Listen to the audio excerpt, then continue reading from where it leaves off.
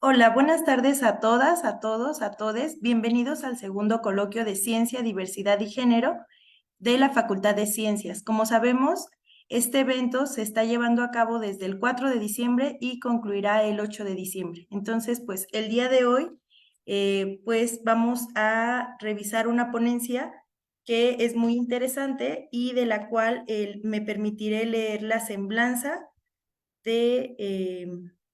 de esta ponencia. Permítanme un segundito.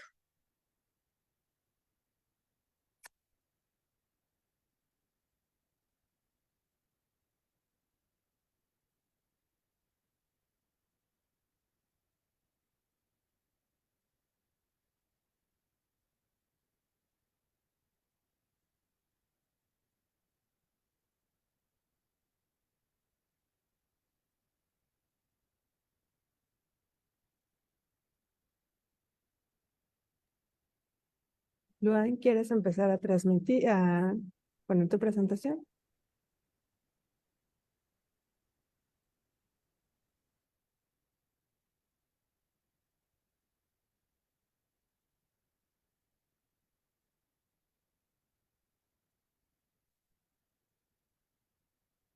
Muy bien, muchas gracias. Entonces, el día de hoy nos acompaña el estudiante de la licenciatura en Ciencias de la Tierra, Luan Shanat Castillo Alcalá, que está como adscripción está en CIT, UNAM, y el título de la ponencia es Liberación de las corporalidades trans a través de la deconstrucción de la performatividad, una narrativa disidente.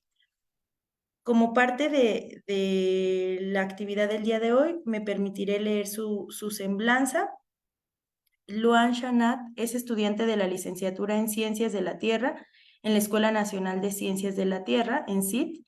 Ha trabajado con diversas organizaciones y asociaciones climáticas durante 4 años, en las cuales ha trabajado temas de justicia racial, género, activismo decolonial, justicia por los pueblos nativos, entre otros, siendo las participaciones más recientes en la ONG Nuestro Futuro AC, las colectivas Tlapiani, NAX y formando parte del programa de Climate Reality Project 2022. También se ha integrado en las actividades de la organización Unión de la Juventud Revolucionaria de México, pues se ha interesado en ramas del activismo marxista y movimientos de justicia obreras. Actualmente se ha interesado en consultar y estudiar literatura sobre filosofía y filosofía de la ciencia, siguiendo las ramas de la filosofía butleriana, filosofía política, filosofía estructuralista y lacaniana. También siguiendo trabajos de activistas como Moufe, Ochi Curiel, Miquel Misé, entre otras. Y bueno, pues cedo la palabra al ponente. Muchas gracias. Muchísimas gracias por esta introducción y también a la Facultad de Ciencias por abrirme espacio pues en su comisión. Y pues el día de hoy, el título estaba bastante extenso, lo admito, entonces me di la libertad por cambiarlo a violencias performativas, cómo ser libres en la actuación de nuestro género. Considero muy importante que cuando hablemos de temas de género y más a nivel institucional, seamos conscientes de cómo construimos esas realidades, porque todas las personas, independientemente de su condición sexual, de su identidad de género, sean personas cis o personas trans, todas las personas hemos sufrido esa parte de opresión al construir nuestra identidad y creer que es una identidad propia, sino que es una identidad que se nos impone y que el sistema nos impone. Entonces, el objetivo de esta ponencia es justamente analizar cómo nos construimos, ¿no? Y eso es lo que me lleva a justamente analizar esta situación, cómo aprendimos a presentarnos en el mundo. En este punto quiero hablarles de la asimetría de poder y las violencias jerárquicas.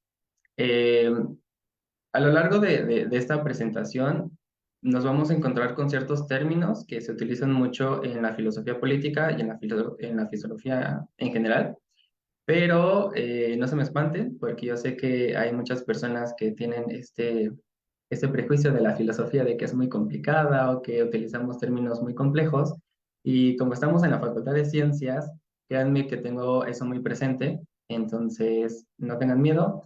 Va a ser una plática muy, muy tranquila, entonces vamos a ir por partes. Cuando hablamos de asimetría de poder, es un concepto bastante amplio y muy, que tiene muchos dependes dentro de ese concepto. Y que si ustedes van y vean esto de asimetría de poder, o si se van a medios multimedia como TikTok o YouTube y ponen asimetría de poder, nos vamos a encontrar con que lo relacionan mucho primero con la monogamia y dos, con estas relaciones entre personas de distintas edades. Y eso ya lo consideran como simetría de poder. Pero hay muchos dependes y muchas esferas de poder dentro de la simetría de poder. Les voy a poner un ejemplo muy claro para ir entendiendo esto. Si una persona de 20 años, si una persona de 20 años anda con una persona de 27 años, esa simetría de poder depende. No hay que irnos solamente con la edad.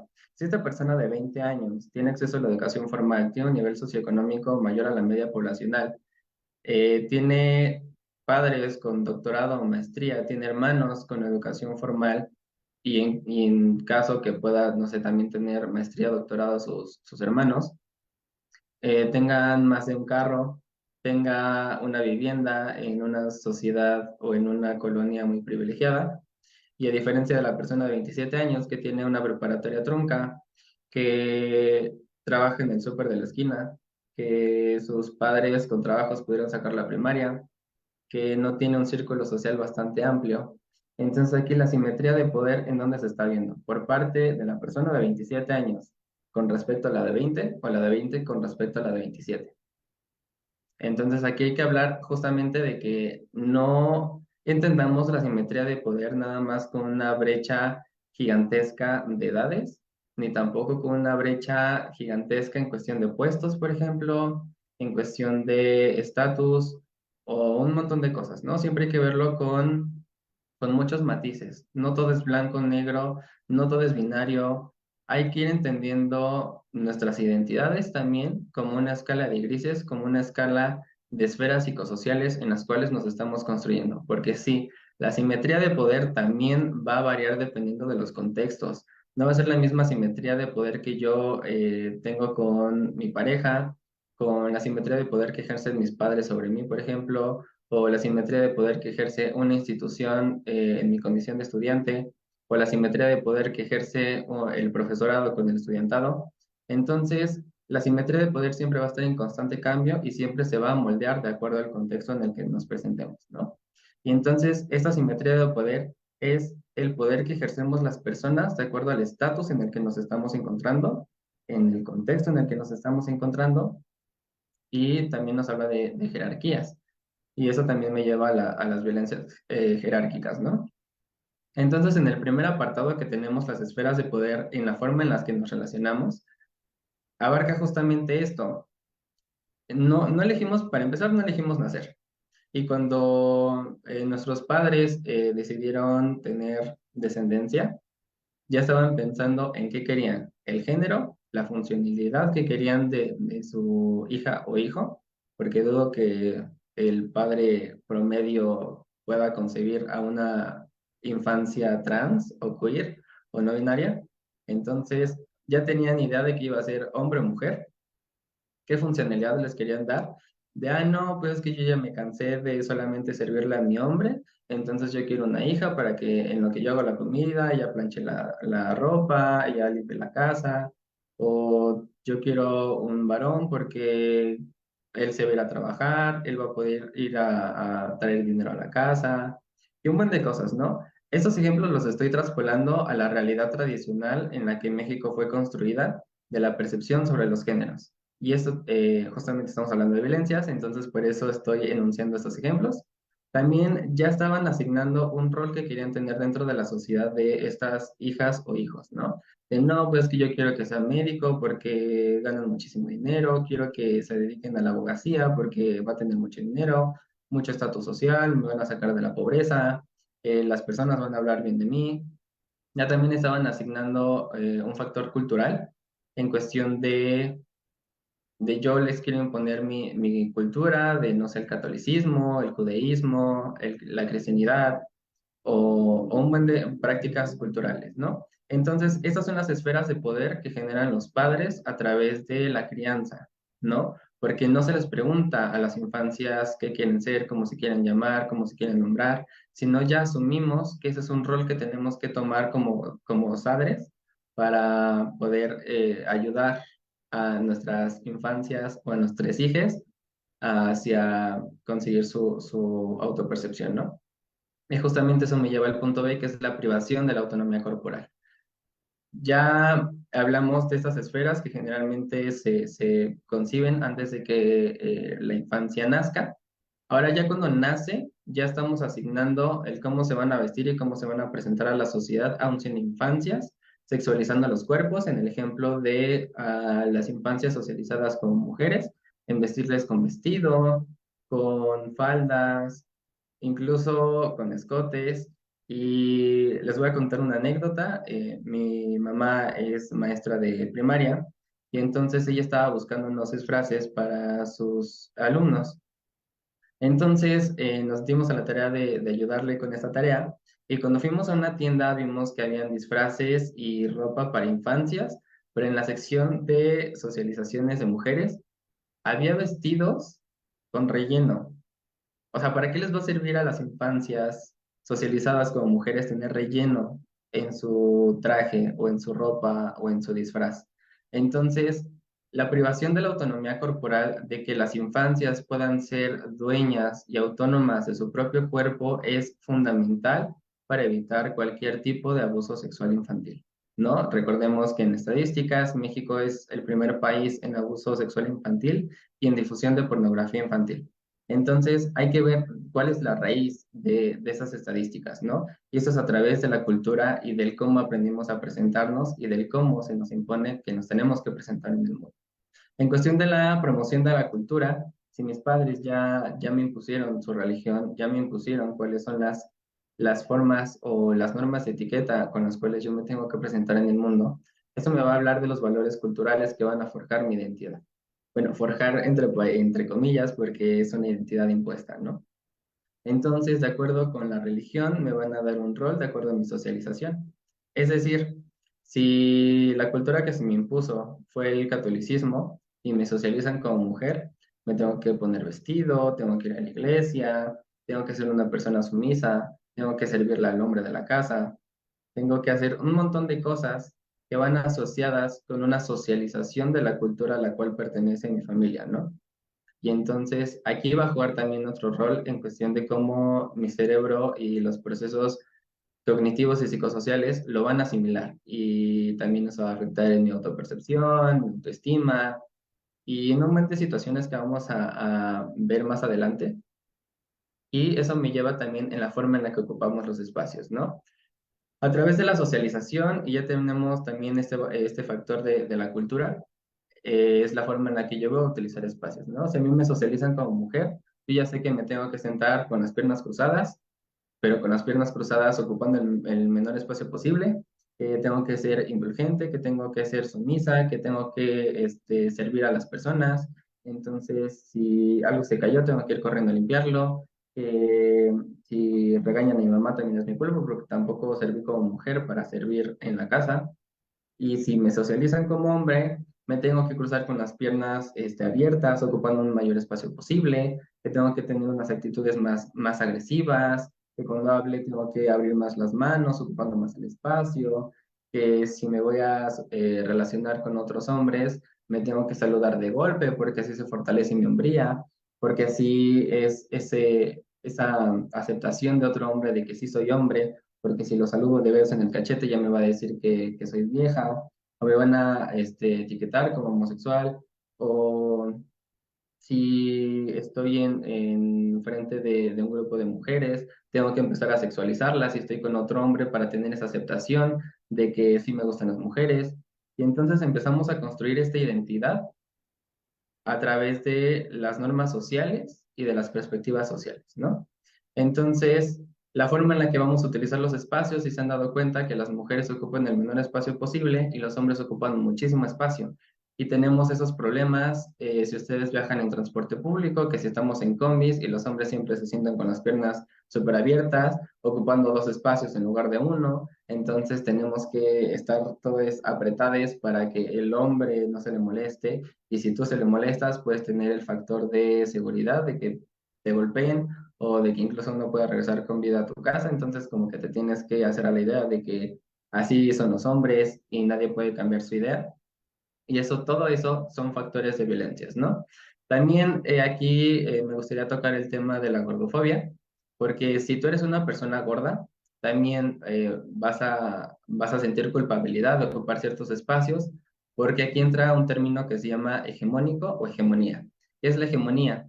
Es el conjunto de factores o de valores culturales o sociales y políticos que se asignan para tener una norma o tener un grado de normalidad, ajá, para ver si podemos caber en ello, ¿no? Y también tiene muchas escalas de grises y de matices, que no solamente nos podemos quedar con ese concepto. En la belleza también, si nos damos cuenta y utilizamos Instagram y utilizamos cualquier tipo de filtro, todos los filtros van a estar normalizados hacia facciones europeas, facciones delgadas, facciones gringas también incluso, y muy raros van a ser aquellos que estén adecuados para caras no hegemónicas, para pieles no hegemónicas. Entonces son aquellas personas que salen de la norma. Las comunidades afrodescendientes, las comunidades prietas, las comunidades nativas, las comunidades de raza amarilla o de las personas asiáticas del Medio Oriente. Son las personas que se salen de la norma, ¿no? Y aquí también entramos las personas trans y trans no binarias, transmasculinidades y sus derivados de las identidades no conformes. Entonces, a través de estas socializaciones hegemónicas, son en las cuales las personas gordas no pueden utilizar ciertos espacios, ¿no? El típico broma gordofóbica es un espacio para 4 personas, pero para gordas son 2 nada más. Y entonces aquí no hay que hablar de quién tiene la culpa o no, sino de cómo el sistema está diseñado y para quién está diseñado. A través de ahí y de empezar a hacer este cuestionamiento, vamos a empezar a ver dónde recae nuestra identidad, qué valores están teniendo nuestra identidad y cómo nos estamos presentando en el mundo a través de aquellos factores, ¿no? Entonces, cuando empezamos ya a ser conscientes a una edad, pues en la que tenemos un poquito más de autonomía corporal, y pues aquí hay una gran brecha en cuestión de edades, porque me ha tocado que conozco a personas de 20 años que aún así no pueden pintarse las uñas o no pueden maquillarse porque siguen teniendo esa imposición de sus padres. Entonces, aunque tú creas que teniendo la mayoría de edad o el reconocimiento jurídico a nivel Estado ya puedes tener más libertades, pues siguen siendo habiendo personas que aún con sus 25 años siguen sufriendo violencias por parte de sus padres al no tener el derecho de utilizar sus cuerpos para lo que ellos quieren, ¿no? Entonces vamos a pasar con los recursos que tenemos disponibles para buscar nuestra identidad. Tenemos aquí la alienación sistémica, en la cual me refiero justamente a este concepto de la hegemonía, de lo que es normal, de si yo soy una persona de cuerpo no hegemónico, de una tez no hegemónica, de un nivel socioeconómico tampoco hegemónico, es, pues, qué recursos me quedan para buscar mi identidad, ¿no? Si no tengo representación en los medios audiovisuales, si no tengo representación en los comerciales que yo veo. Diciendo México, veo que todos los comerciales están plagados de personas blancas, aunque en México solamente el 1% son de tez blanca. Entonces, ¿qué recursos me quedan para buscar o construir quién soy o quién quiero ser o cómo me quiero presentar, ¿no? Y aquí pongo qué espacios puedo ocupar según mi condición. Aquí condición la estoy utilizando para nombrar tu condición de mujer o tu condición de hombre, ¿no? Porque ambos géneros tienen ciertas condiciones que tienes que cumplir o debes de cumplir para tener incluso acceso a tus derechos humanos. Porque cuando se habla de igualdad sustantiva o igualdad de facto, siempre te ponen que la mujer va a tener igualdad sustantiva si alcanza las mismas oportunidades que el hombre, ¿no? Pero quizás las oportunidades que tiene el hombre no son las necesidades que tienen las mujeres. Y entonces aquí vemos una brecha de desinformación y de legislar también, ¿no? Por eso siguen habiendo y van a seguir persistiendo las violencias si no se legisla y no se utilizan los términos correctos, ¿no? Y aquí me voy a ir tantito a la filosofía, no se me espanten.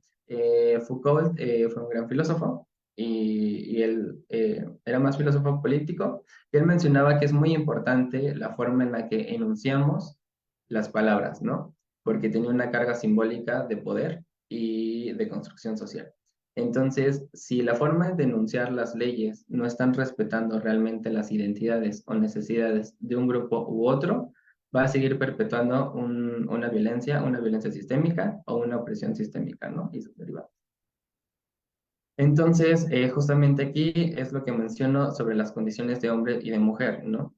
Por eso las personas no binarias, trans y de identidad no conforme, también aquí incluye a las personas intersexuales, no tenemos identidad jurídica y no tenemos cabida dentro de la legislación mexicana, me voy a lo local, porque no estamos siendo nombradas adecuadamente y entonces de nada sirve que si a mí me violentan y yo voy a denunciarlo, no voy a estar dentro del registro de la estadística de violencias, ¿no? No van a saber proceder con mi caso porque no voy a estar dentro de su literatura o de su vocabulario legislativo, ¿no? Y aquí también abordo la parte de la glotofobia, que es la forma en la que se invisibiliza o se violenta a las personas por su modo de hablar o por la forma de presentarse. Que aquí también, como se mencionaba en el conversatorio del día de ayer, quienes tuvieron la oportunidad de estar, se mencionaba que una parte de la glotofobia también era la discriminación hacia las personas no binarias por enunciarse con la letra E o con la jerga no binaria, ¿no? Me voy con la búsqueda de seguridad, el cómo puedo burlar las imposiciones sociales. Si ya estoy viendo que tengo poca representación y con aquellos recursos que tengo sobre cómo veo a las personas, cómo se expresan y quiero buscar mi identidad, también aquí está el factor de seguridad. De nada sirve que yo admire muchísimo a mi artista favorito trans, que siempre se presenta y glorifica mucho a las identidades no conformes.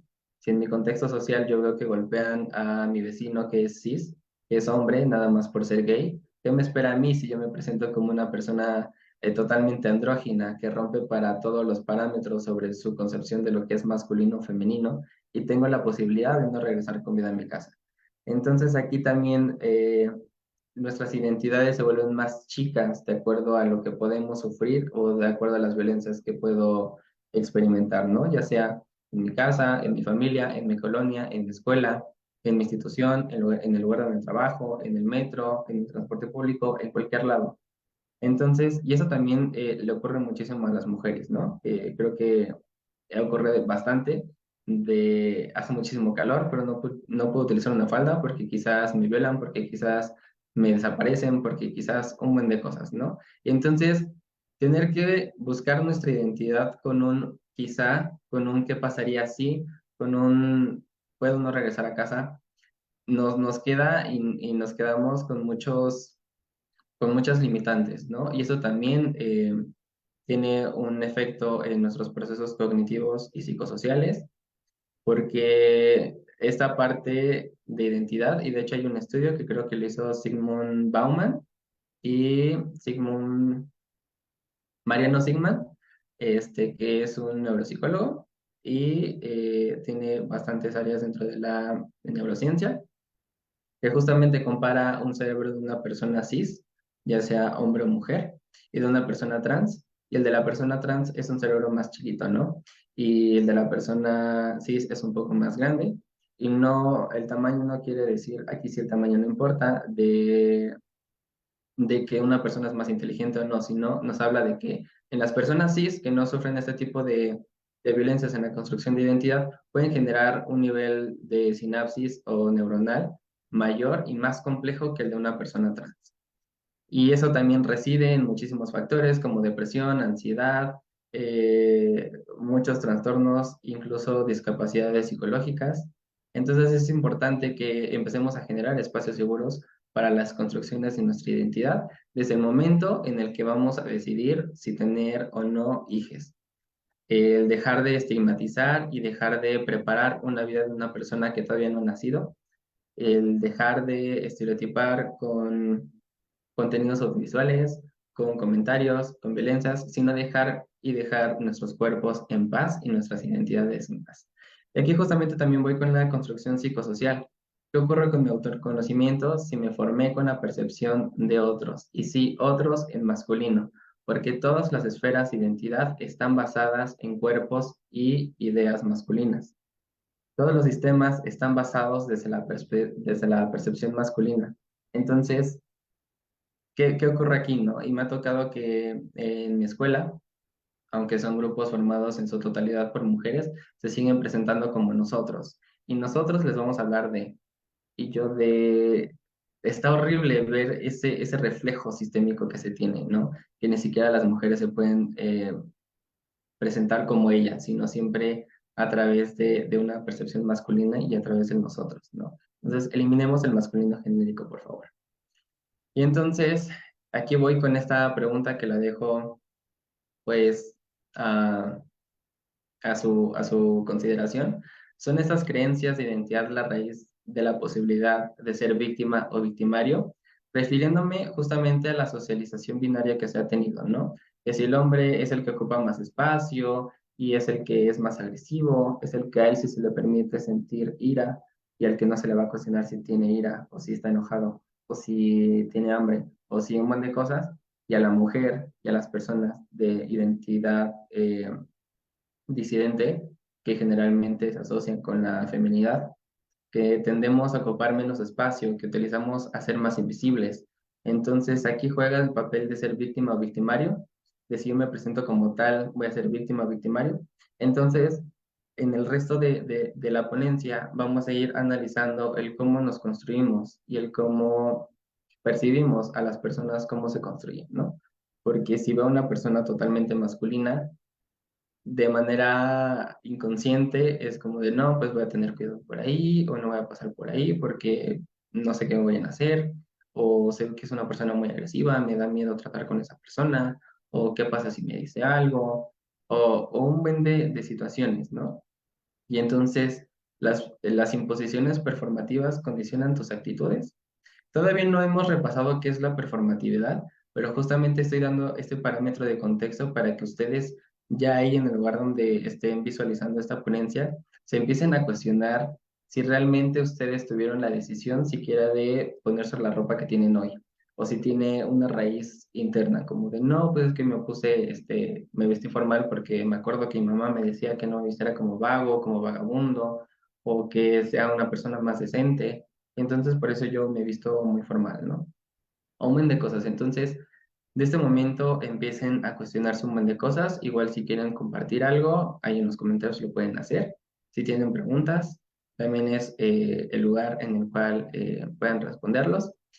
Si no les puedo responder su pregunta, mínimo les voy a dar más preguntas para que ustedes solites empiecen a cuestionarse y empezar a encontrar la raíz del por qué son como son y por qué se presentan como se presentan. Entonces, ahora sí, vámonos a lo que nos trae esta ponencia. ¿Qué rayos es la performatividad? ¿De qué me estás hablando tú, Luan, de lo que es la performatividad? No entiendo de qué me hablas. Bueno, si bien es cierto que cuando se habla de performatividad y las personas que han investigado un poquito en estos temas de género, se van a encontrar con que les va a arrojar el buscador, YouTube o TikTok, a Judith Butler, que es una feminista, también con estas ideas estructuralistas y de Foucault, que acuña este término, lo digo acuñar entre comillas, porque la primera persona que acuña el término de la performatividad fue Ochi Curiel. Ochi Curiel es una pensadora del Caribe, es afrodescendiente, es antirracista, es una pensadora decolonial, es un gran personaje. Y este término justamente surge en Latinoamérica. No lo menciona tal como performatividad porque performatividad es un término muy anglicista y que viene del extranjero, pero ella se encarga justamente de deconstruir esta idea de lo que es performativo y lo que no es, y lo que, bueno, ajá, lo que es performativo, ¿no? Entonces les invito a que si no habían escuchado de Uchikurie, que por favor, consulten literatura de esta gran mujer y les va a cambiar la vida. Se los juro, si no, vienen, me buscan y me reclaman. Pero en verdad, les prometo que no, no tiene términos complejos. Ochicuriel habla de una manera muy increíble. Te va a dejar cuestionando un montón de cosas, ¿no? Pero ya lo hace mucho, Loan. ¿Qué es la performatividad? La performatividad son estos rasgos y esas características que ya mencionamos anteriormente, con la cual empezamos a construir nuestra identidad y el cómo queremos ser percibidos por la sociedad y por otras personas, ¿no? Entonces aquí justamente hago estas esferas de cómo construimos la performatividad, que primero es la disposición de la construcción individual impuesta. No me odien, les prometí que no íbamos a tocar términos muy complejos, pero seguramente me van a preguntar, ¿qué es la disposición? La disposición es un término un poquito complejo que se acuña en la geopolítica y lo acuñó David Harvey, que es un pensador marxista y geopolítico, en el cual habla sobre aquellos factores en los cuales las personas son quitadas de su identidad, de sus tierras, de sus territorios, y bueno, si quieren buscar un poquito más de eso, se llama desposesión por acumulación, ¿no?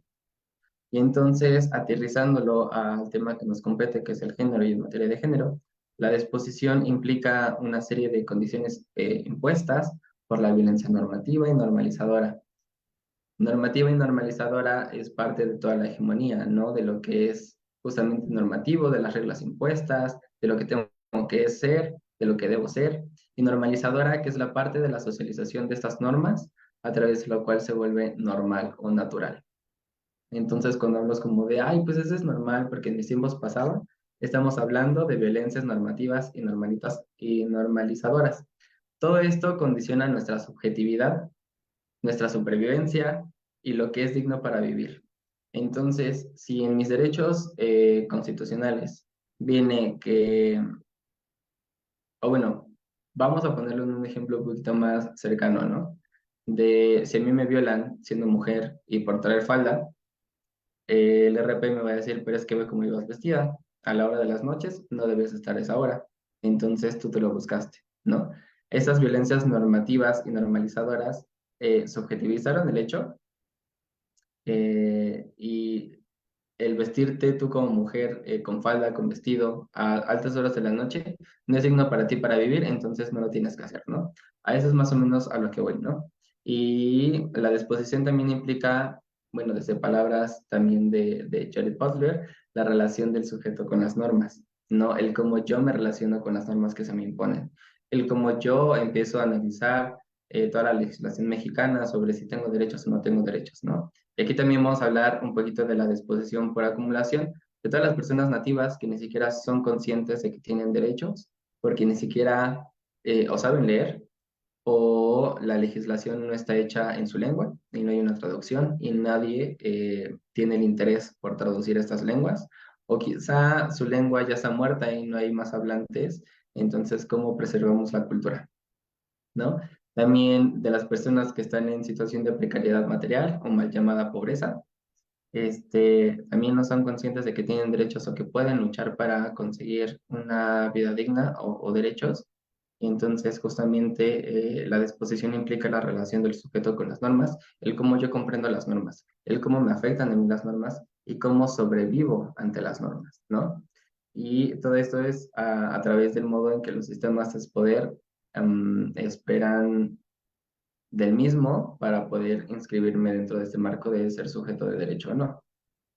Y también sujeto de derecho así en masculino, porque solamente las leyes están escritas con masculino genérico y nada más utilizan el femenino para hablar solamente de un anexo o de un apartado en el cual se incluye a las mujeres. Pero de ahí en fuera, toda la legislación y todos los derechos humanos, la Constitución Política Mexicana, está escrito en masculino genérico. Y entonces, ¿qué relación yo voy a tener con esas normas, con esta legislación, con eso que me permite vivir en seguridad, con muchas comillas, si no está escrito, si no me visibiliza ni siquiera en el lenguaje, ¿no? Y aquí la academia va a decir que no es necesario, que sí se incluye, y todo esto es de la glotofobia. Entonces, si les interesa un poquito de la glotofobia, en verdad no se van a arrepentir si buscan, es muy importante que sepamos nombrar las violencias cuando las vivimos, ¿no? Porque a veces no somos conscientes. Y bueno, sí, también de la disposición.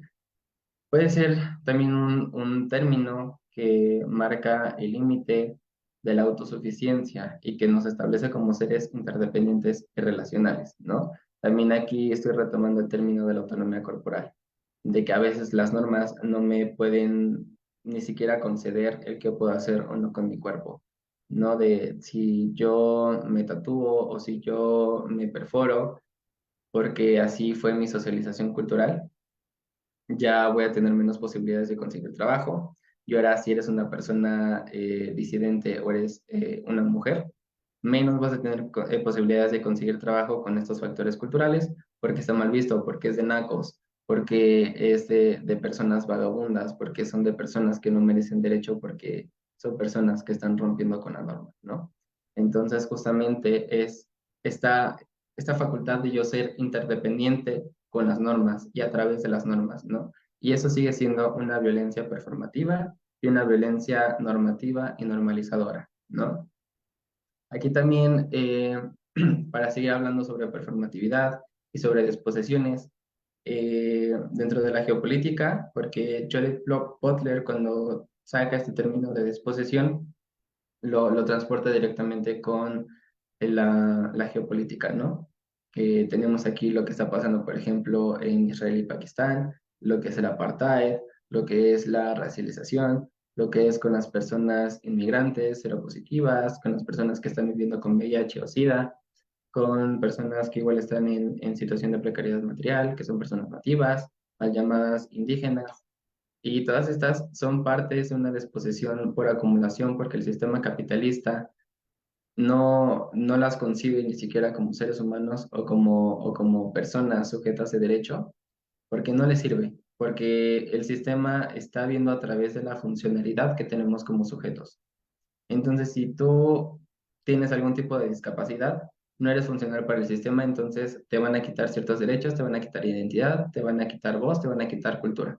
Si eres una persona nativa, te van a quitar tu cultura, te van a quitar tu voz, te van a quitar tu performatividad si te vistes con prendas tradicionales nativas, porque tienes que, y si vas a ocupar algún puesto dentro de alguna institución, te tienes que vestir formal, porque tu cultura a tu casa, porque tu cultura vívela en privado, porque tu cultura vívela en chiquito, porque en tu cultura vívela en silencio. Entonces, son estas formas, ¿no? Y entonces pasa también con el placer, porque el placer también está muy condicionado.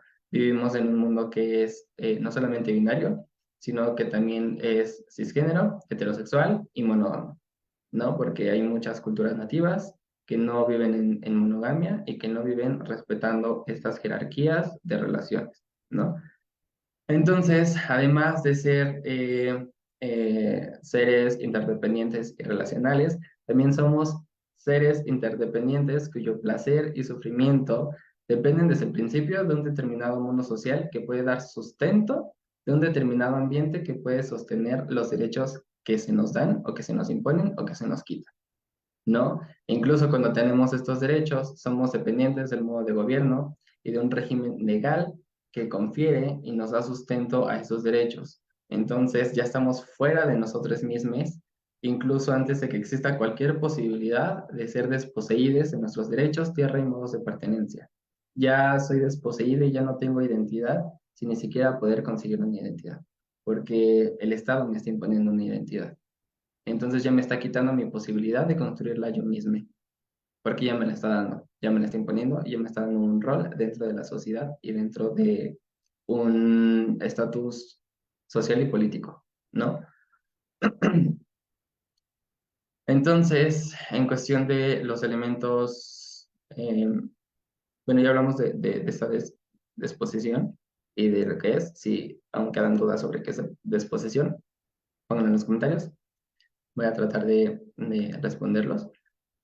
Entonces, ¿cómo empezamos a construir ya la performatividad una vez que empezamos a desposeernos, a quitarnos estas normas impuestas, ya teniendo en conciencia lo que es la disposición? Empiezo a generar o a empezar a reconstruirme sobre lo que es la cultura, ¿no? Porque También está esto de la cultura, a lo que yo llamo, desconozco si haya otros autores que hablan de esto. De un momento se me explotó la tacha y empecé a escribir un ensayo, que fue lo que me llevó aquí. Pero yo es lo que llevo a lo que es la cultura política, ¿no? Que es justamente desposeer a las personas nativas de sus tierras, de su cultura, de su modo de vivencia de cultura, de su construcción, de su realidad, y empiezo a traspolar esos parámetros, esas identidades hacia una cultura normativa o hegemónica para poder empezar a competir con otros países, con otros continentes, sobre quién tiene la mejor cultura, ¿no? Y entonces, ¿por qué creen que ustedes hacen todos los festivales o todas las campañas de promoción de cultura? Y que se invitan incluso en algunas escuelas a otras culturas para que se traigan aquí, ¿no? Como para que tú digas, ah, esta cultura sí me gusta, ah, esta cultura tiene cosas raras, ah, esta cultura hacen muchas cosas bien raras, o esas culturas se ven bien nacos, o esas culturas se ven, y empezamos aquí a generar ideas, empezamos a juzgar las identidades, las vivencias y las realidades de personas que son ajenas y que ni siquiera tampoco alcanzan estos derechos ni este privilegio de tener una identidad. Entonces, estos elementos culturales los empezamos a arraigar ya como forma de identidad, como de, ¿sabes qué? A mí no me importa lo que la normativa diga, sí quiero rescatar estos rasgos culturales que tengo por ser una persona de descendencia nativa, por ser una persona afrodescendiente o un montón de cosas, ¿no? Y entonces, en la anterior pregunta, mencionaba esto de las imposiciones performativas condicionan mis actitudes. Si yo tengo muy inscrito el sistema blanco, europeo, heterosexual y blanco, y soy una persona blanca que no tiene nada que ver con la cultura, por ejemplo, africana, pero a mí me gustan las trencitas, se me va a hacer fácil, me voy a hacer las trencitas africanas porque se ve chido. O que me voy a poner hilos alrededor de un trozo de cabello porque se ve chido, aunque eso es una cultura nórdica que no me pertenece. Y entonces a través de ahí, de cómo estoy agarrando estos elementos culturales que son ajenos siquiera a mi país, también están violentando y vulnerando a ciertas realidades porque no están siendo percibidas como su voz o el motivo por el cual empezaron a hacer esto, ¿no? Sino ya lo estoy abordando desde una perspectiva muy estética y nada más para que sea bonito, y entonces estoy siendo reduccionista en cuestión de cómo percibo esa cultura. Entonces hay que tener también cuidado sobre qué elementos culturales voy a utilizar para presentarme en el mundo, ¿no? Si esto me pertenece a mí, si esto me da identidad, si la forma en la que yo estoy utilizando estos elementos culturales violenta o vulnera a otras comunidades o no lo hacen. Entonces es empezar a ver qué elementos utilizo en mi privilegio de persona cisgénero, heterosexual, o desde la perspectiva de la disidencia no normativa, ¿no? En cuestión de los elementos sociales, estamos viendo el cómo utilizo a mi favor o en contra las construcciones sociales que se han normativizado y normalizado para ver cómo lo expreso. Si estoy alienándome o no al sistema, si estoy perpetuando violencias performativas a través de esas construcciones sociales o no. De eso lo estoy hablando indistintamente para cualquier persona de cualquier identidad, de cualquier condición sexual.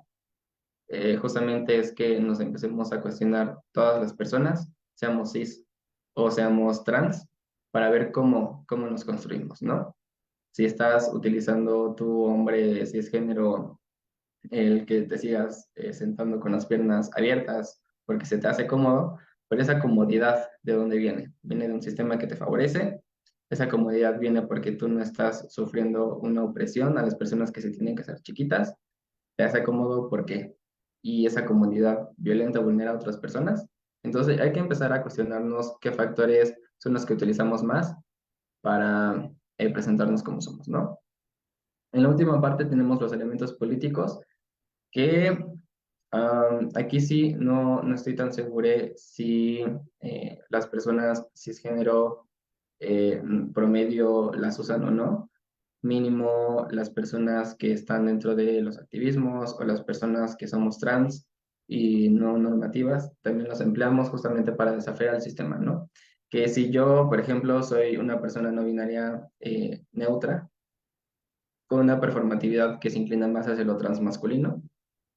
Las personas generalmente me perciben como hombre y me inscriben en este sistema binario y me inscriben bajo el masculino genérico, pese a que no soy hombre, ¿no? Soy una persona no binaria, soy una persona súper andrógina. Otros días se me antoja despertarme muy queer, otros días se me antoja despertarme muy masculine, otros días se me antoja presentarme muy femenine. Y eso no importa y no determina mi identidad de género, ¿no? Es igual ya más o menos lo vamos a ver más adelante. Pero ¿qué elementos políticos yo utilizo, no? Las personas consumen mi cuerpo y utilizan mi cuerpo para encasillarme en unos parámetros o en unas categorías jerárquicas, ¿no? Entonces me dicen, no, pero tú eres hombre, ¿por qué utilizas crop? No, que tú eres hombre, ¿por qué te delineas? Que tú eres hombre, ¿por qué tal, tal, tal, tal? Ya al yo presentarme como persona andrógina, estoy rompiendo con las socializaciones, estoy rompiendo con las violencias normativas y normalizadoras en cuestión de lo que se espera de una persona consumida como tal u otra. Y también aquí en los elementos políticos podemos utilizar mensajes que así mi institución me violente. Por ejemplo, supongamos que el profesorado de la UNAM me violente por ser una persona no binaria.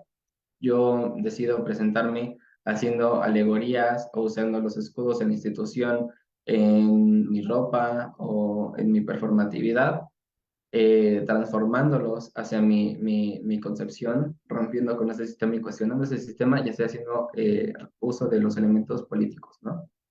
Así sea tú como persona súper masculina te delineas, ya estás ahí utilizando un elemento político.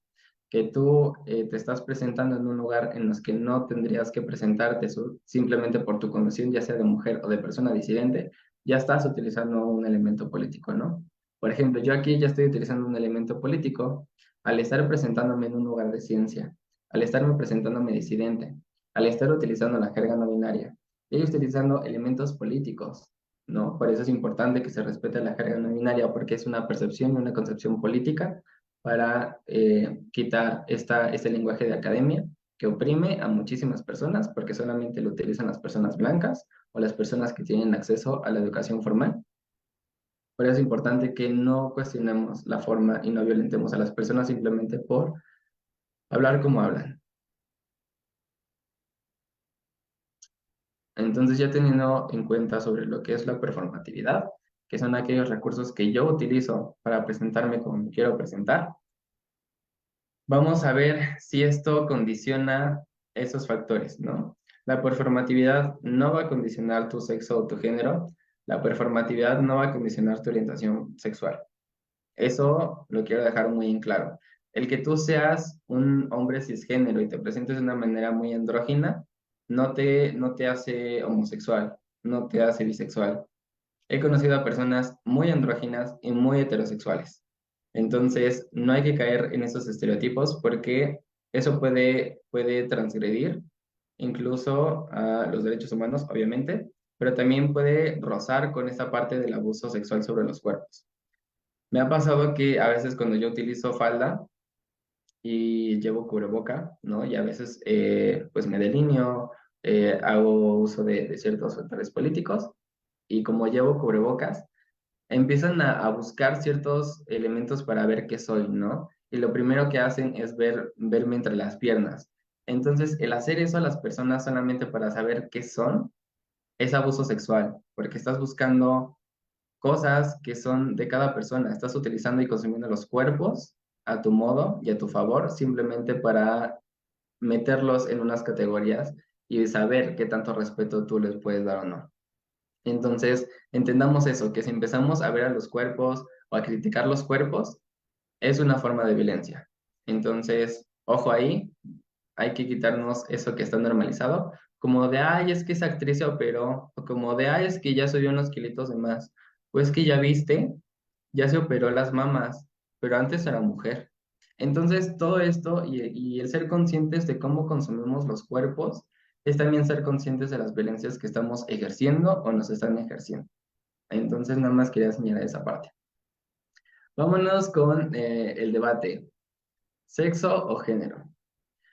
Yo aquí tengo un tema porque es como que ya te impongo una socialización ya te socializo yo como hombre o mujer, ya te impongo yo un sexo y un género. Pero quizás durante tu construcción ya no te identificaste con ese género porque no te dieron la libertad de descubrirlo. Ya lo descubriste. Te dicen, no, pues tu sexo queda igual, es ese y ya no se puede mover. Pero te doy la libertad de que puedas elegir tu género, entre muchas comillas. Entonces, ¿de qué sirve si yo me presento como no binario, pero tú sigues buscando mi sexo y me sigues diciendo, ok, tú te presentas como no binario, pero para mí sigues siendo hombre porque tienes pene? Para mí tú te puedes presentar como no binario, pero para mí sigues siendo mujer porque tienes mamas y tienes vulva. Entonces, realmente, ¿de qué nos sirve el sexo y para qué usamos el sexo, no? Y va a ser un debate y va a ser un escándalo porque estoy en la Facultad de Ciencias, y tenemos la carrera de biología, pero aquí, para mí el sexo no debería de existir. Para mí el sexo es una forma muy reduccionista de percibir las corporalidades. También es una forma muy especista, colonial, racista, porque no nos sirve para nada. Si acaso nada más nos sirve para determinar si es macho o hembra, en caso de salvar alguna población o algún ecosistema que está en peligro de extinción, y entonces es pues manda un macho y una hembra a reproducirse, y ya. Entonces ahí también se está haciendo un abuso sexual zoofílico, nada más para medir la capacidad reproductiva. Y aquí me voy con un caso muy conocido en 1960 y algo. Una disculpa, no me sé la fecha completa, pero es el primer caso de una mujer intersexual dentro de las Olimpiadas, ¿no? El Comité Olímpico Internacional, después de un caso que se dio en el 36, de que un hombre se vistió como mujer para presentarse como mujer, para tener más ventaja en cuestión de su país. Creo que fue un país de Asia. Entonces ahí se empezaron a alarmar y entonces empezaron a decir que para que tú te presentaras en los Juegos Olímpicos, te tienes que tener un certificado de feminidad o de masculinidad para que no hagan trampas y así, ¿no? Porque se creía que si un hombre se vestía como mujer, iba a tener más ventaja solamente por su condición de hombre. Pero este hombre que lo hizo y se presentó como Dora, quedó en tercer lugar por detrás de dos mujeres. Entonces no tuvo ninguna ventaja. Entonces de ahí el Comité Olímpico Internacional empezó a generar medidas para determinar si eras mujer o si no eras mujer, si eras hombre o si no eras hombre, ¿no? Entonces lo primero que hicieron fue hacer un jurado de hombres y que cada participante mujer se desvistiría enfrente de ellos, nada más para ver si tenían mamas y tenían vulva. Con eso ya decían que era mujer y la dejaban participar, ¿no? Y todo esto se hacía porque una una mujer no podía ser mujer si se presentaba en los deportes, pues porque ese era exclusivamente para los hombres. Y dos, para tener la seguridad y la salud de las mujeres para que no se virilizaran porque estaban haciendo cosas de hombres, ¿no?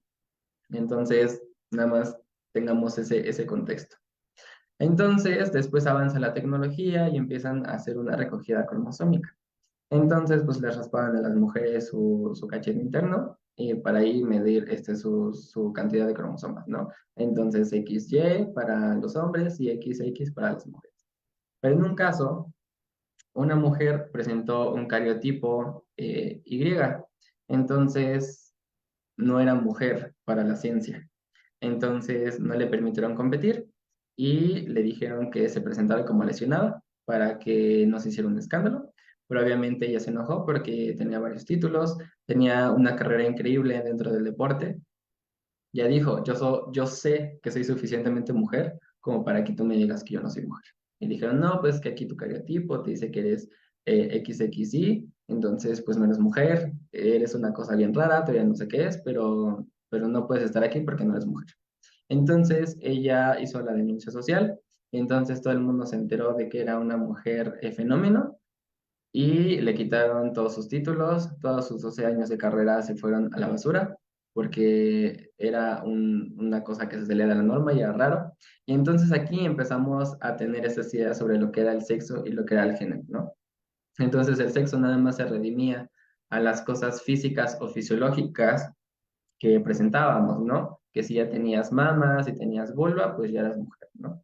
Pero después con la llegada de las oleadas de la ideología de los feminismos y de varias pensadoras que empezaron a cuestionar esta idea del sexo y del género, porque eran imposiciones masculinas para generar más brecha de desigualdad entre géneros, empezaron a cuestionar estas ideas, ¿no? Y entonces llegó un momento en el que sexo y género eran básicamente sinónimos y se referían a lo mismo, y entonces empieza a evolucionar esa palabra. Las academias empiezan a registrar el sexo como la forma de la capacidad reproductiva que tenían los cuerpos. Y entonces nada más se reducía a eso. Tu sexo iba a ser si podías reproducirte por uno u otra forma, ¿no? Y entonces aquí también se asignan los valores de una persona activa o de una persona pasiva en cuestión de quién genera la violencia y quién la sufre, quién se somete y quién domina, y un montón de cosas, ¿no? Y esto nada más para tener el biologicismo de si eras macho o hembra. No importa el concepto de si se usaba en animales o si se usaba en personas, ¿no? Entonces, aquí empezamos a ver qué realmente es el sexo o el género. Y ustedes dirían que esto de la capacidad reproductiva ya tiene años, pero no.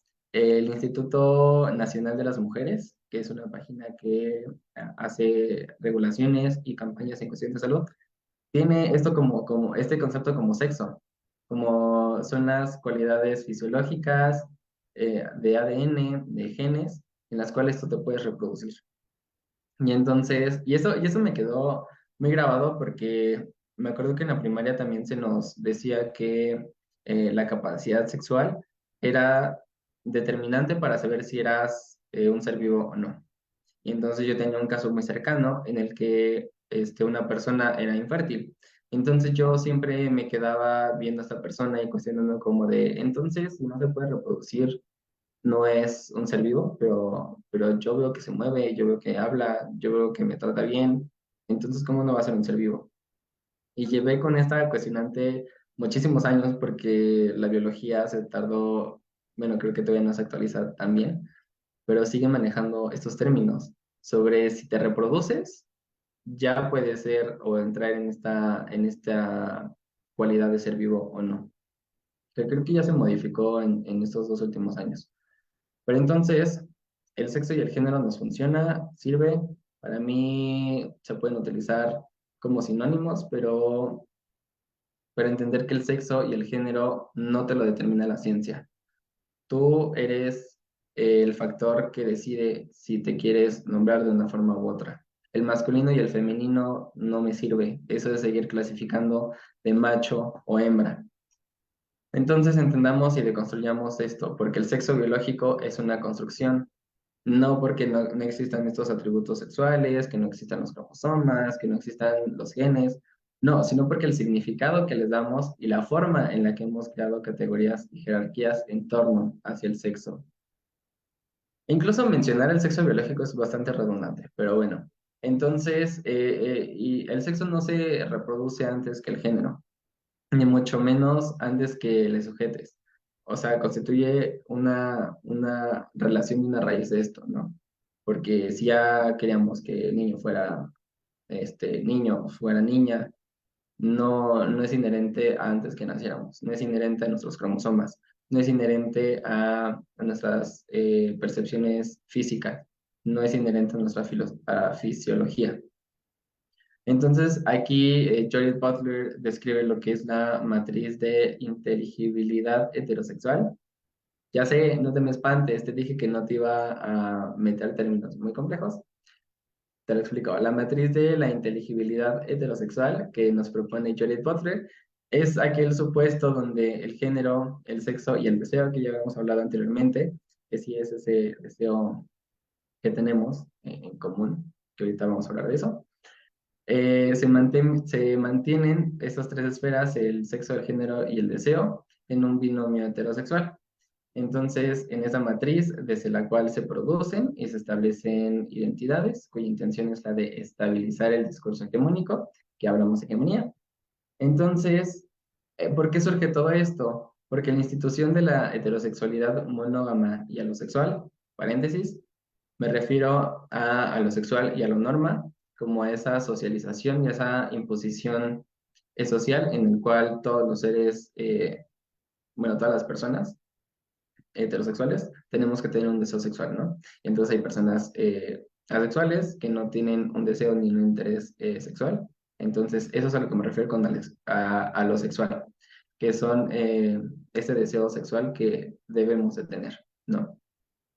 Entonces, se estabiliza esta institución heterosexual, monógama y alosexual, que es obligatoria, que sea naturalizada y necesita regular el género como una relación binaria contrapuesta, masculino-femenino, macho o hembra, realizándose a través de las prácticas del deseo heterosexual. Todo visto desde el hombre, a través del hombre y para el funcionamiento del hombre. Entonces, ¿es una imposición? Sí, es una imposición. Libertad, deberíamos de tener la libertad, porque muchas veces confunden en las instituciones tu género y en lugar de sexo te ponen tu género, sexo, H o M, ¿no? Entonces, aquí qué estamos viendo. Entonces, en el otro factor tenemos aquí la orientación sexual, que justamente es lo que les hablaba, de la eliminación de a la norma.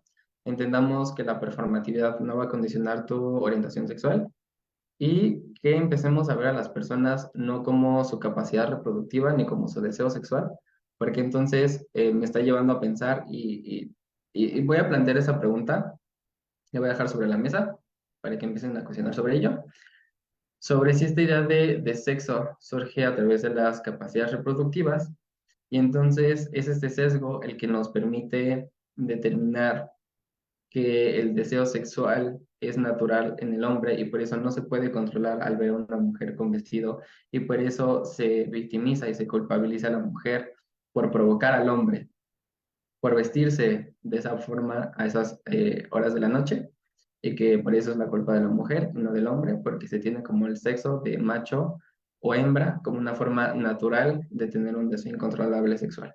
La voy a dejar sobre la mesa. Aún no me he contestado esa pregunta. No existe literatura que me pueda ayudar a entender esto porque toda la ciencia está plagada por la perspectiva masculina y pues sí, ¿no? Un montón de cosas. Entonces empecemos a ver esto, ¿no? También como la pregunta de hace dos diapositivas, que si son estas creencias la identidad de la raíz de la posibilidad de ser víctima o victimario. Entonces estamos en cuestión de lo mismo.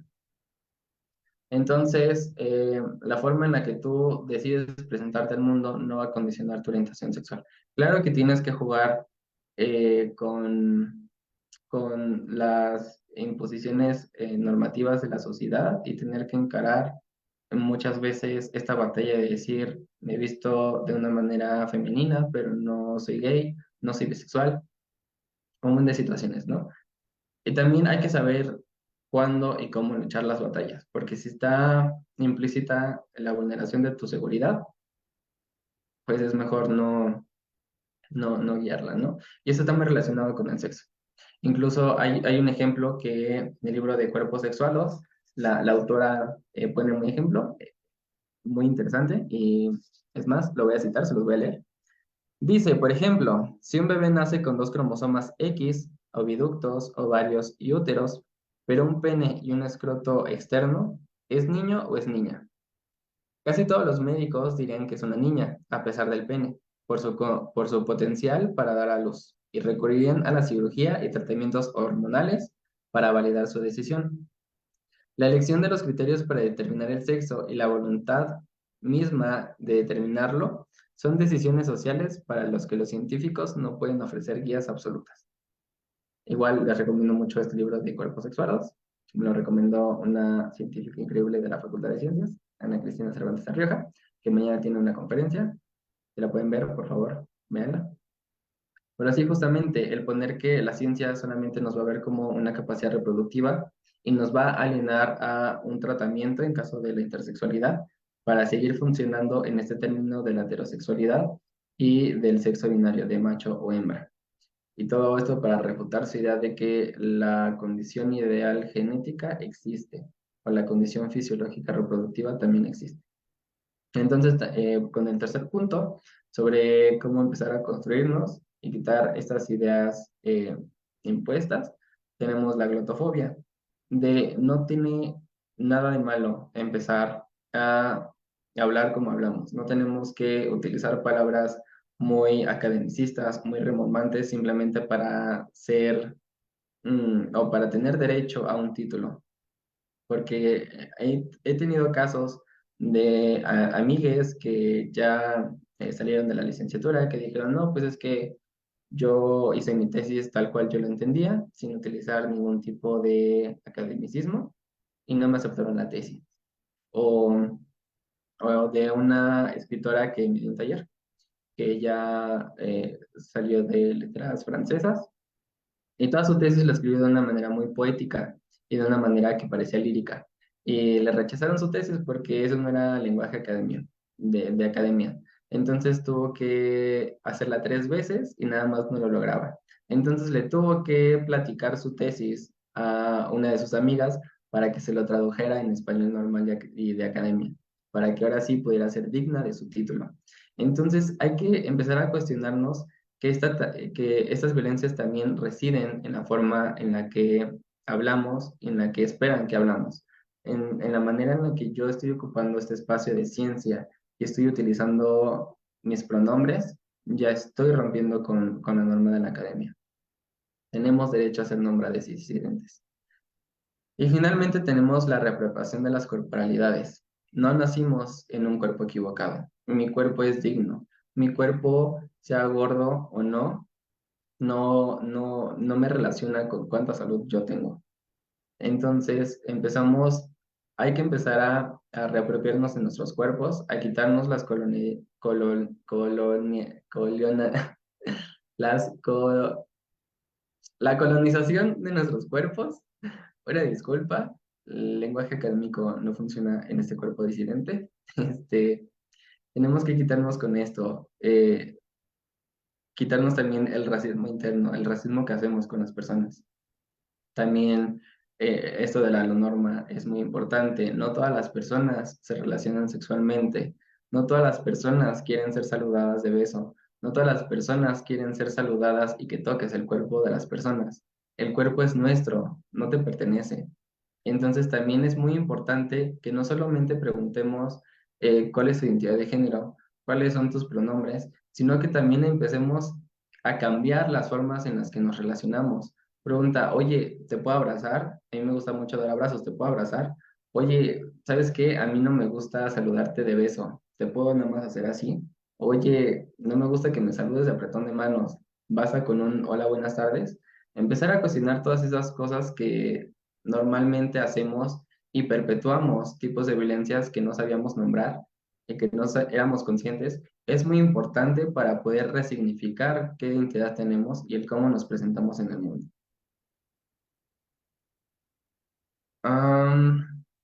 Voy a leer algunos comentarios. Bueno, sí, ya sería todo. Igual si tienen algunas preguntas, estaría increíble. Muchas gracias, Man, por tu ponencia. Aquí Andrea Rojas nos comenta que es una muy buena ponencia y que su pregunta es la siguiente. Nosotros, como personas que probablemente tengamos hijos, propios o no, ¿qué acciones debemos empezar a tomar? O ya en el momento para poder cambiar todas estas acciones que no son muy propias para las infancias, tal como lo mencionabas en el ejemplo de la ropa sexualizada. Bueno, es una pregunta muy interesante y para empezar, antes de incluso de tener o de elegir adoptar animales, también el caso de por qué quiero yo adoptar un animal, por qué yo quiero tener hijes, ¿no? ¿Bajo qué concepto? Empezar a cuestionarnos a partir de ahí ya empezamos a hacer un mundo de diferencia. Hay un caso que, como siempre, estos casos que siempre se viralizan son del extranjero. En Estados Unidos hay una familia que tienen un hijo y entonces no le ponen género, no le estigmatizan colores, eh, la visten como una persona neutra para que ya más tarde, cuando tenga más conciencia de sí, de su cuerpo, empiece a nombrarse como tal. Y entonces hay que ofrecer estas capacidades de poder identificarte más allá del hombre o mujer, sino también que hay todo un paraguas trans y un paraguas trans no binario con un buen de identidades. Y tú me vas a decir, no, pero es que son términos muy complicados y para mí como adulto no entiendo todo eso, ¿cómo lo va a entender un niño? Quitemos este sesgo adultocentrista de que las infancias no van a ser conscientes de su cuerpo. Quitemos este sesgo adultocentrista de que no tienen conciencia las infancias sobre qué está ocurriendo en el mundo. Son más conscientes de las violencias que están ocurriendo entre tu papá y mamá y a través de ahí también se empieza a forjar su identidad. Entonces, las acciones que yo recomendaría es no ponerle género a nada, ni a los colores, ni a las actitudes, ni el, ay, es que te portas de una manera muy amanerada, sino empezar a tomar esto como un mundo en blanco en el cual los propios valores los va a tomar la infancia, como de, ay, pues este color es bonito, me gusta, va a formar parte de mi identidad. O como de esta playera me gusta, esta mochila de princesas me gusta, independientemente de la socialización que se tiene o de los genitales que se tienen. Entonces, ir ya pensando en esto como un mundo sin género podría ayudar a conseguir más rápido su identidad. Muchas gracias, Luan, por estas recomendaciones y por, pues justo este fomento de una identidad realmente libre. Muchas gracias. También Eric Sánchez Conde comenta, muy buena información y expones puntos muy claves de la construcción de las normas sociales. ¿Cómo crees que podemos fomentar la integración de la equidad de género y el libre pensamiento dentro del hogar? Se relaciona un poquito con la anterior. Pues sí, el ya que tú como adulto te empieces a meter a investigar en materia de género y al quitarte estos sesgos, yo creo que el primer paso es iniciar con una deconstrucción ya como adulto, sin importar tu edad, porque siempre se queda ese sesgo como de, no, pues es que yo ya soy adulto, ya tengo 33 años, yo ya tengo una maestría, o yo ya me jubilé, ¿yo qué voy a aprender? Todas las personas seguimos aprendiendo y la capacidad de aprendizaje es continua. Entonces, el ser conscientes de que nos podemos equivocar, el ser conscientes de que pudimos generar violencia y estamos generando violencia, el ser conscientes de que pudimos también ser victimario, el ser conscientes de que existen un buen de situaciones y el nombrarme como yo, persona violenta, que yo te violenté, genera un mundo de diferencia para empezar a hablar sobre las violencias tal cual son. Empezar a quitar estos sesgos de es que es una palabra muy fuerte, es que hay que hablarlo de otra manera para que no hiramos sensibilidades. Empecemos a nombrar las cosas como son y empecemos también a ver cuáles son las formas de relacionarnos dentro de la familia, ¿no? Porque siempre vamos con las jerarquías, con que mamá y papá son las personas más importantes y después estoy yo. O como de, no, pues que pues no tengo mucha comida en casa, yo padre me voy a sacrificar porque eso hago por los hijos y entonces te doy comida, ¿no? Empezar a quitar las jerarquías y empezar a vernos como iguales, empezar a vernos como personas que estamos conviviendo, que sufrimos violencia y que también podemos ejercer violencia. Entonces, formar la integración de la equidad de género es empezar a verlo de una manera interseccional y transversal. No nada más verlo como de hombre-mujer, sino verlo con estas escalas de matices. No solamente verlo como el yo ejerzo, yo sufro, sino también ver esas escalas del poder que tenemos. Y sé que a veces es muy complicado buscar información, porque mucha información está plagada solamente a lo binario o bajo la perspectiva masculina. Entonces también buscar estas redes de apoyo, de no sé, yo conozco a una prima, a un sobrino, a una sobrine, a una sobrina trans o a una madre trans que está dentro de mi familia, preguntarles, acercarme con ellos y que me platiquen su experiencia. Empezar a quitar estos mitos de la familia de que no puedo hablar cosas más sensibles más allá del cómo le va a tal persona. Si no empecemos a acercarnos, a informarnos y a quitar estas barreras de aprendizaje. El compárteme cuáles son las violencias que tú has vivido. Quizás yo no las conozco, quizás yo te las ejercí. Entonces, quitemos esto y empecemos a realmente conocernos como familia para poder hablar de las violencias que hemos vivido y hablar sobre equidad de género. Muchas gracias, Luan. También Ale Picasso menciona que el día de hoy has proporcionado excelente información y nos comparte la siguiente duda. ¿Cómo impacta la discriminación basada en la apariencia en la salud mental y física de las personas? ¿Y cómo puede abordarse este problema? Pues, impacta de demasiadas maneras. Son bastantes que incluso no son medibles dentro de la ciencia, porque todos los métodos que miden, por ejemplo, el autismo, que miden, por ejemplo, la ansiedad, la depresión, están basados con modelos masculinos y en cerebros sexuados masculinamente. Entonces, ¿cómo podemos determinar, yo experto de salud mental, en este tema, si toda la literatura e información y toda mi formación académica fue basada nada más en modelos masculinos? Entonces, también es una violencia sistémica.